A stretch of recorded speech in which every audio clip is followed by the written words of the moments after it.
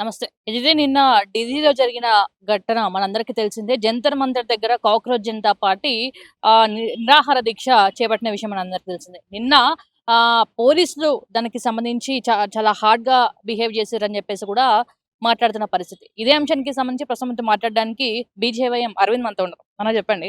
నిన్న చూసిండొచ్చు. ఇప్పుడు కూడా సోమాజీ కూడా ప్రెస్ క్లబ్‌లో చాలా మంది కాక్రోచ్ జనతా పార్టీకి సంబంధించిన నాయకులు రావడం జరిగింది. సో, ఇదంతా బీజేపీ చేస్తున్న కుట్ర. ముఖ్యంగా 'ధర్మేంద్ర ప్రధాన్‌ని' రాజీనామా చేయమంటే ఇంత పెద్ద ఎత్తున చూపిస్తున్నారా అని చెప్పేసి అంటారు. నీట్ పరీక్షలకి సంబంధించి ఏదైతే పేపర్ లీక్ అయిందో, దానికి already NTA national testing agency వాళ్ళు సీబీఐకి ప్రిఫర్ రాసి, సీబీఐ వాళ్ళు ఆల్రెడీ చాలా మందిని ఐడెంటిఫై చేసి అరెస్ట్ బి చేసింది జరిగింది. సో, ఈ జుల్ల పురుగుల పార్టీ, జుల్ల పురుగుల గురించే కదా మీరు మాట్లాడతారు. ఈ జుల్ల పురుగుగాళ్ళు ఏమంటుర్రు అంటే, భారతీయ జనతా పార్టీ మాకు అది చేస్తుంది, ఇది చేస్తుంది. భారతీయ జనతా పార్టీ రాజ్యాంగ విలువలు కాపాడుతుంది కాబట్టి, ఇన్ని రోజులు మీరు ఆడ జంతర్ మంతర్‌లో దుకాన్ తెరిచి కూసుర్రు. దాన్ని మీకేం డిస్టర్బ్ చేయలేరు. నిన్న బి ఏ చలో పార్లమెంట్ అని చెప్పి మీరేదో పిలుపునిచ్చిర్రు. హ్మ్. అక్కడ గూడా స్టార్టింగ్ మీకు స్వేచ్ఛగా పోయేటట్టు ఇచ్చిర్రు. కానీ మీరేం చేసిర్రు? ఇప్పుడు ఈ నీట్ పరీక్షలకి సంబంధించింది అంటే నువ్వు దానికోసం ధర్నా చేయాలి. బ్రాహ్మణ్వాద్ కో హటావో అని చెప్పి ఆ స్లోగన్ అవును. ఎందుకు వచ్చింది? అవును. మనువాద్‌కి స్లోగన్ ఎందుకు వచ్చింది? హిందూ దేవుళ్ళని తిట్టే స్లోగన్‌లు ఎందుకు వచ్చింది?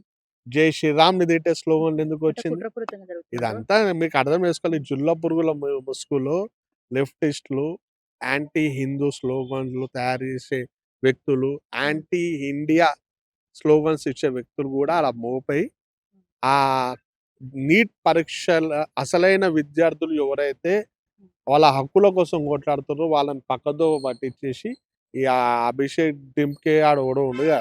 దీప్తి. ఈడు ఇలా దుకాన్ తెరిసిండు. హ్మ్. ఆళ్ళీళ్ళ దగ్గర కలెక్షన్‌లు చేసి నడిపిస్తుండు. హ్మ్. Anti India, anti Hindu agenda అని ఆళ్ళ మీద ఉసిగొల్పి. హ్మ్.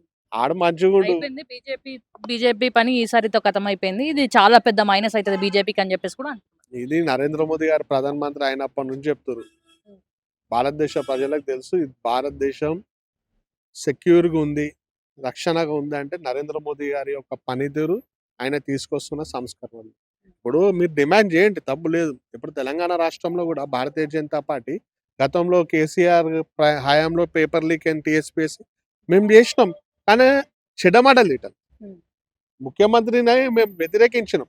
ఆయన సంస్కరణలను వ్యతిరేకించినాం. కానీ చెడ్డమాటలు తిట్టలేదు. హ్మ్. కానీ ఈళ్ళు గలీజ్ గలీజ్ మాటలు. నరేంద్ర మోదీ గారు అమ్మని తిడతారా? అమిత్ షా గారు అమ్మని తిడతారా? ఏందది? విద్యార్థులు అంటుర్రు. గిసొంటి మాటలు మాట్లాడతారా ఈళ్ళు? అసొంటి వ్యక్తులకి పోలీసులు కరెక్ట్ బెల్ట్ ట్రీట్‌మెంట్ ఇచ్చారు. ఇప్పుడు మేము బి ధర్నాలు చేసినాం మొన్న అంటే కాంగ్రెస్ హయాం. వాళ్ళంతా పెయిడ్ ఆర్టిస్టులు అంటారా? ఇక మీరు పెయిడ్ ఆర్టిస్టులని అంటలే నేను. హ్మ్. విద్వేషాలు రెచ్చగొట్టే ఉన్మాదులు. హ్మ్. ఇగో జుల్ల పురుగుని జుల్ల పురుగు హిసాబుతోని చూడాలంటారు కదా! కరెక్ట్ చేస్తారు పోలీసు. హ్మ్. ఇప్పుడు జుల్ల పురుగులొస్తాయి మన ఇంట్ల. హ్మ్. మనం రానిస్తామా? కొట్టి చంపుతామా? హ్మ్. కొట్టేలా కొడతాం. ఇగో హ్మ్. గిట్లనే ఈళ్ళు బి చేస్తుర్రు. పోలీసులు జీపులు కాలబెట్టాల్సిన అవసరం ఏముంది? హ్మ్. ఇప్పుడు ఆటో డ్రైవర్‌కి నీట్ పరీక్షలకి ఏంది సంబంధం? హ్మ్. ఆడు ఆటోలో వచ్చే గిరాకీని తీసుకొచ్చి ఆడ జంతర్ మంతర్ కాడొస్తే ఆడిని కొట్టిర్రు హ్మ్. ఆటోని. ఆ!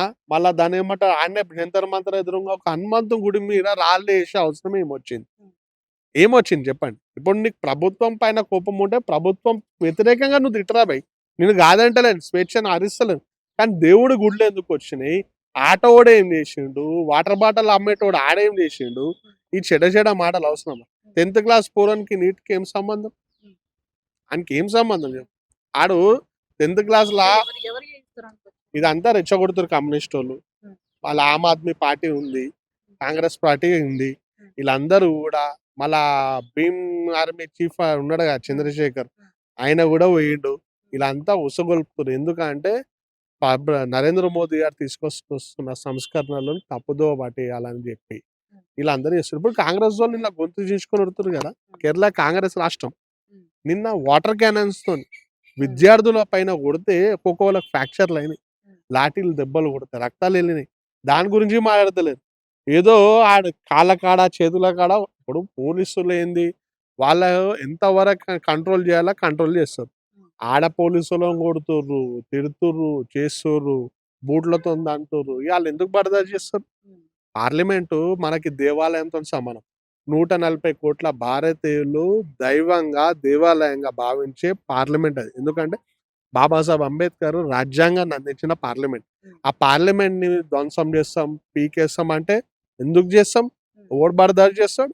బరబ్బర్ కొడుతుర్రు. పోలీసులు ఎవరైతే ఈళ్ళ పైన లాఠీ చార్జ్ చేస్తుర్రో, ఒక సామాన్య భారతీయుడిగా నేను మనస్ఫూర్తిగా స్వాగతిస్తాను. ఎందుకంటే దేవాలయంగా భావించే పార్లమెంట్ భవనాన్ని కూల్చేస్తాం, తగలబెట్టేస్తాం అనడం నాకు బాధ అనిపించింది. బరబ్బర్ కాల్చేస్తుంది కరెక్ట్ అని నేను అంటున్నా. ఎందుకంటే ఈ మీటింగ్‌కి ఆఫ్ఘనిస్తాన్‌కి సంబంధం? మళ్ళా ఆఫ్ఘనిస్తాన్ జెండాలు, ఇస్లామిక్ ఫ్లాగులు ఇవన్నీ తీసుకొచ్చుడు ఏంది? ప్రకాష్ రాజ్ గాడు అంటాడు. ఆనంత వరస్ట్ గాడు. ఆయనకైతే విశ్వాసం లేని కుక్క. ఎందుకంటే ఆ కుక్కకి తిండి పెట్టేది హిందువులు. ఆడు ఆ రండగాడు స్టేజ్ మీదకెక్కి జై శ్రీరామ్ అన్నాడంట. కానీ అల్లాహ్ అక్బర్ అంటాడంట. అంటే తురుకుంది అంత మంచిగుందా ఈయనకి? చెప్పు. ఇసొంటి నీచ్ కమ్మిన కుత్తేగాళ్ళు నేను తెలుగు సినిమా ఇండస్ట్రీ‌లోకి మన ప్రేక్షకులకు చెప్తున్నా. ఈ రండగాని సినిమాలు చూడకుర్రి. ఆయన సినిమాలు యాక్ట్ చేస్తే బి అసలు తీసుకోకుర్రి అని చెప్తున్నా. సో, చూసినొచ్చన్న ప్రశ్నారావణ చేసిన వ్యాఖ్యలు ఎంత దుమారం రేపినాయి. సో, ఆయనకి మద్దతుగా చాలా మంది మాట్లాడడం గూడా జరిగింది. సో, మీరెట్లా చూస్తున్నారు? ప్రశ్నారావణ్‌కి సంబంధించిన కేస్ కావచ్చు, ఆయన సంబంధించి ఎట్లా చూస్తున్నారు? ఫస్ట్ ఆఫ్ ఆల్ మీడియా ప్రతినిధులకు మీకు గూడా చెప్తున్నా. దయచేసి ప్రశ్న రావణని పిలవకుర్రి. హ్మ్. రావణాసుడు ఒక పెద్ద రావణ బ్రహ్మ. హ్మ్. ఆయన ఎంతో తపస్సు చేసిండు. సాక్షాత్తు పరమశివుడే ఆయనకి కనికరించిన వరాలు అందించిండు. ఈ లఫుడు గాడు, చిల్లర గాడు, ఆడోళ్ళ జిందగీ ఖరాబ్ చేసి, హిందువులపై హిందూ దేవుళ్ళని తిట్టడానికి రావణాసుడు, రావణ బ్రహ్మను పేరు వాడుకొని చలమని అవుతున్న లీచ్ కమ్మినే లఫుంగా గాడు. ఆయన పేరుతో లేదు. ఆయన పేరేం పేరు ఉంది గదా! జోసెఫ్. ఆ బచ్చలపూడి జోసెఫ్ ఉందిగా దాంతోని వెలువరి.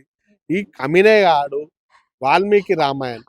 ఏ దళిత వ్యక్తి అయిన వాల్మీకి మహర్షి రచించిన రామాయణాన్ని హేళనేసిన లఫుట్ నా కొడుకు.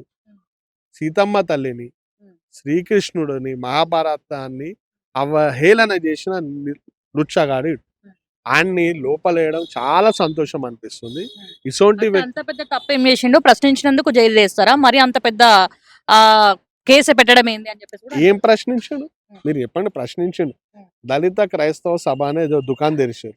రాజ్యాంగంలో లేని దుకాణం పేరది. రాజ్యాంగానికి వ్యతిరేకంగా ఒక సభ పెట్టిర్రు. సరే క్రైస్తవులకు ఉద్దేశించి ఉద్ధరిస్తున్నట్టు మాట్లాడుతుర్రు అంటే ఏం లేదు. భారతదేశంని తిట్టుడు. మరియు మావోయిస్టులకు సపోర్ట్ చేసే విధంగా రెచ్చగొట్టే వ్యాఖ్యలు. పవన్ కళ్యాణ్ గారిని తిట్టుడు, వాళ్ళ సతీమణిని తిట్టుడు. ఆళ్ళ భార్య ఏం చేసింది భయ్? ఆళ్ళ పిల్లలు ఏం చేసిర్రు? ఆయనని ఎందుకు అంత టార్గెట్ చేస్తుర్రు? ఈ కమినే గాడు మావోయిస్టు మన చచ్చిపోయిండు కదా! మొన్న చంపేసిర్రు ఆపరేషన్ కగారా భాగంలా మావోయిస్టులను ఏరివేత చేసిర్రు. అయితే ఆ మావోయిస్టులకు సపోర్ట్ చేసుకుంటా మాట్లాడుతుండు ఈ లుచ్చగాడు. అందుకని లోపలేసిర్రు.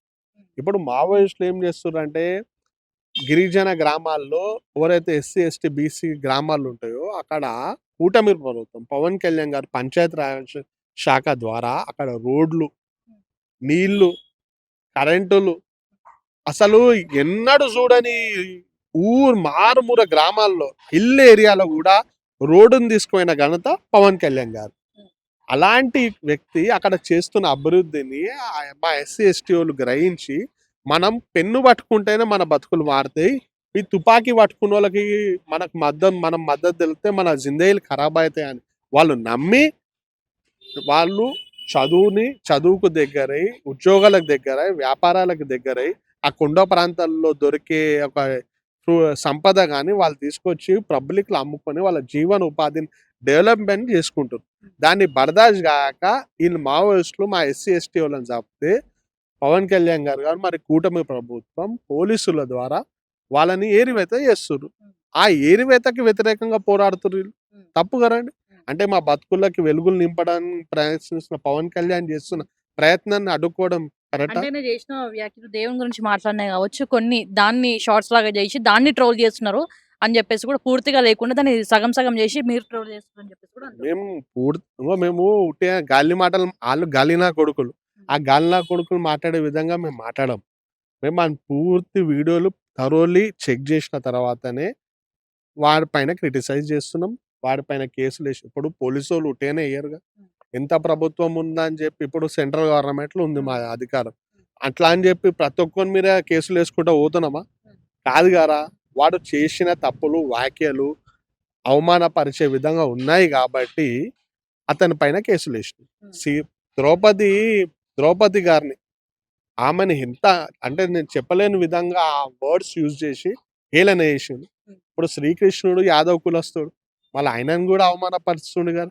మళ్ళీ ఈ జోసెఫ్ అనేటోడు కృష్ణనాటి ముసుగులున్న ఒక ఉన్మాది.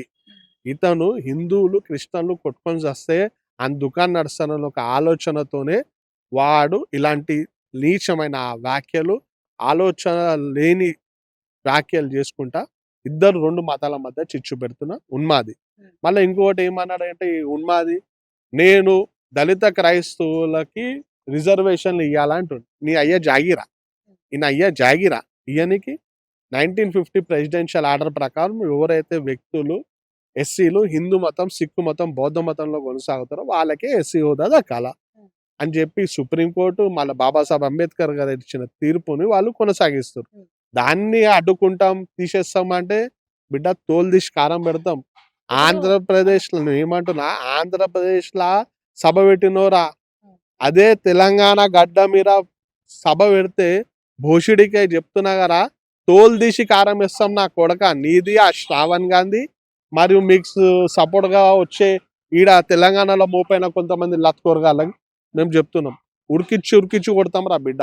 సో పవన్ కళ్యాణ్ ఏమో సనాతన ధర్మం కోసం నేను ఖచ్చితంగా కట్టుబడి ఉంటా అని చెప్పేసి ఆయన అంటున్నాడు. సో పవన్ కళ్యాణ్ కోసం కూడా నానా రకాలుగా ప్రశ్నలు మాట్లాడడం మళ్ళీ ఒకసారి చెప్తున్నా, దయచేసి రావణ్ విలువ, జోసెఫ్ అని విలువ. అని అయ్యమ్మ పేరు జోసెఫ్ అని పెట్టారు. మళ్ళీ ఈడ ఓనికి పుట్టిండో, ఒక్కొనికి పుడితే ఒక పేరు పెట్టుకుంటారు. మళ్ళీ ఎంతమందికి పుట్టిండో తెలియదు కానీ 10 పేర్లు పెట్టుకుంటుండు. ఆయనకి చెప్తున్నాం, పవన్ కళ్యాణ్ అనే వ్యక్తి దాన్ని ఏమంటారంటే సనాతన ధర్మం కోసం, సనాతన హిందువులను కులాలకు అతీతంగా ఐక్యం చేయాలని కంకణం కట్టుకొని దిగిన వ్యక్తి. అలాంటి వ్యక్తికి నేను ఒక హిందూ బిడ్డగా, మరీ ముఖ్యంగా ఎస్సీ కులంలో పుట్టి హిందూ మతాన్ని తూచా తప్పకుండా ఆచరిస్తున్న వ్యక్తిగా చెప్తున్నా, పవన్ కళ్యాణ్ గారి అంట కట్టే కాలేదాకా ఉంటాం. ఆయనకి వ్యతిరేకంగా నా కొడుకులు అయితే మాట్లాడతారో ఆ కొడుకులకి వ్యతిరేకంగా మేము పోరాటం చేస్తాం. ఉరికిచ్చి కొడతాం. మా పవన్ కళ్యాణ్ జోలికి వస్తాం. డెఫినెట్లీ మా కూటమి ప్రభుత్వంలో ఆయన ఒక భాగదారి. ఇక్కడ కూడా కూటమి ఏర్పడే అవకాశం ఉంది. చెప్పలేము, ప్రజల ఆశీర్వాదం. ఇప్పుడు ఏపీలో కూటమి ఉందని చెప్పేసి ఇక్కడ సపోర్ట్ చేస్తారు. అంటే ఇక్కడ కూటమి ప్రభుత్వం కలిసి పోతారు అనేది మా రాష్ట్ర అధ్యక్షులు మరియు మా కేంద్ర నాయకత్వం డిసైడ్ చేస్తారు. ప్రస్తుతం అయితే కూటమి ప్రభుత్వం ఉన్నాడు.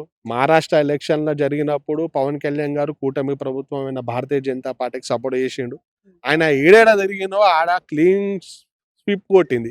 సో ఇక్కడ వీళ్ళకి అదేమంట, అరే మహారాష్ట్రలో పోయి మనోడు గెలిపించిండు, అదే తెలంగాణ చెప్తే మన దుకాణాలు బంద్ అవుతాయి, ఏం చేయాలా, పవన్ కళ్యాణ్ అనే వ్యక్తిపై అడ్డుకోవాలి. అందుకే కొంతమంది దుకాణాలు తెరిచిరు కదా, మేమే అసలైన తెలంగాణ వాదనం చెప్పుకొని తిరిగేటోళ్ళు ఉన్నారు కదా, వీళ్ళందరూ కూడా పవన్ కళ్యాణ్ పై ఇష్టం ఉన్నట్టు ఆ ఆరోపణలను లేలిపోని నిందలు వేస్తారు. ఇప్పుడు నిన్న హైడ్రా చీఫ్ రంగనాథన్ గారు ఏమన్నారు, పవన్ కళ్యాణ్ గారు కోడి చెరువు కబ్జా చేసినారు. ఏడ చేసిండు అని బాగా చెప్తా చెప్పిండు. ఆయన ఏం కబ్జా చేయలేదు, ఎట్టున్న ఆ చెరువు ఫ్లో అనేది ఏడ ఆపలేదు, ఆ ఉట్టి ఫెన్సింగ్ అనేది చేసిండు తప్ప ఏం తప్పు చేయలేదని చెప్పింది బాగా చెప్తా. మరి ఇదే తెలంగాణ వాదులం అని చెప్పుకొని, ఇదే తెలంగాణ ఛాంపియన్ అని చెప్పుకొని తిరిగే వ్యక్తులు మళ్ళీ వైసీపీ పార్టీకి చెందిన మాజీ ఎమ్మెల్యే గండిపేట్ల 100 ఎకరాలు తప్పుడు జీవోలు, తప్పుడు పత్రాలు సృష్టించి కబ్జా చేసిండు. ఆయన ఏడా మన దాన్ని ఏమంటారు, చెన్నైలో పోయి అరెస్ట్ చేసారు మన సైబరాబాద్ పోలీసులు.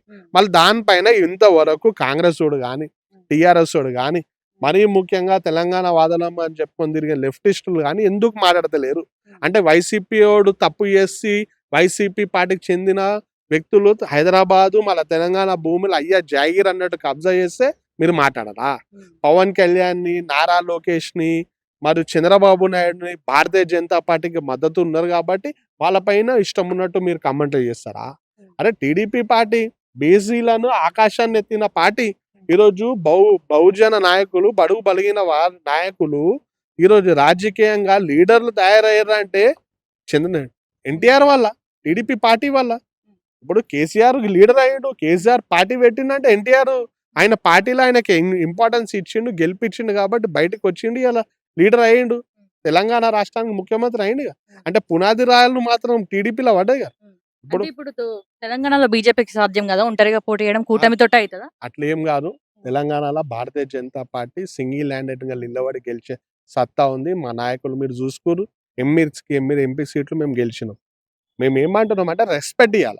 ఏ పార్టీ అయినా సరే. ఇప్పుడు కవిత గారు పార్టీ పెట్టిర్రు. ఆమె సారా దందా అమ్మి లోపలికి పోయింది. తెలంగాణలో ఏ ఆడపడుచునన్నా మీరు పోయి కవిత గారి పేరు తీస్తేనా తెలంగాణ భాషలో తిట్లు తిడతారు. 10 ఏళ్ళు గుర్తుకు రాలే అగ్గకి. ఏం చేసిర్రు. కానీ ఇప్పుడు వచ్చి ఒక దుకాణం తెరిచి రాజకీయం చేస్తా అంటుంది. మేము అంటున్నామా? స్వాగతిస్తున్నాం. రాజ్యాంగం బాబాసాహెబ్ ఇచ్చిన రాజ్యాంగం ఎవ్వడు ఎక్కడికించైనా నిలబడొచ్చు. ఎవ్వడు ఎక్కడికించైనా పోటీ చేయొచ్చు. కానీ వీళ్ళు పవన్ కళ్యాణ్‌ని, నారా లోకేష్‌ని ఈడికి రావద్దు, ఈడ తిరగొద్దు అంటే ఎందుకు రావద్దు రా? మీరు ఎవ్వడురా బే ఆ పనికి? ఎంఐఎం పార్టీ వల్ల నమ్మురు దమ్ముంటే. ఆడెన్నడూ కూడా జై తెలంగాణ అనలే. తెలంగాణకి వ్యతిరేకంగా మాట్లాడిర్రు. తెలంగాణ వద్దే వద్దన్నారు. మళ్ళా బతుకమ్మ తల్లిని, బతుకమ్మ పండుగని హేళన చేసిన వ్యక్తులు. మళ్ళా అసెంబ్లీలో ఇంతవరకు తెలుగులో మాట్లాడిన దాఖలాలు లేవు. సీతక్క గిరిజన బిడ్డ తెలంగాణ యాసలా తెలుగులో మాట్లాడుతుంటే నువ్వు మాట్లాడే భాష మాకు సమాజం అయితే లేరు. మాట్లాడితే హిందీ అన్న మాట్లాడు, ఇంగ్లీష్ అన్న మాట్లాడని చెప్పి గిరిజన బిడ్డను అవమానపరిచారు. మన దారుస్థలం కాడికి పోయి ఎందుకు ధర్నాలు చేయలే? ఆడ పోయి రాళ్ళు ఎందుకు వేయలే?